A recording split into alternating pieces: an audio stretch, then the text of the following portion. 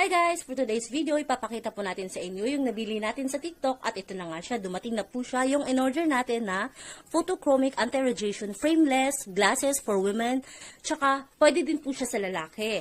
Kunwari guys, mahilig po kayo sa cellphone or babad kayo sa mga internet, sa mga, ito po siya guys, maganda siya for radiation, anti-radiation, at tsaka, especially po guys, nag-iiba po yung kulay niya, especially po pag natatamaan siya sa araw. So, ayan siya guys, napaka-safe niya kasi nga, ito siya, mayroon din siyang container, yung parang, ito nga yan, lagayan. Tapos napaka-safe guys, kasi yung pagka-receive po nito guys, is talaga naka-bubble wrap. Ipapakita natin later on guys, kung yung nabili natin na sunglasses, okay? So ayan guys, tingnan nyo, diba? Ang cute, nakakasosyal ang dating. So ayan guys, as you can see, ganyan palang ginawa ko, is talaga nakikita nyo.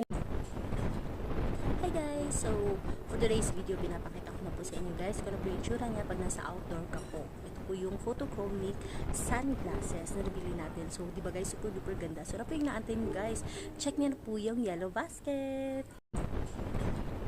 Hi guys! So, for today's video, pinapakita ko na po sa inyo guys kung ano po yung tsura niya pag nasa outdoor ka po. Ito po yung photochromic sunglasses na nabili natin. So, di ba guys, super duper ganda. So, ano po yung naantay nyo guys?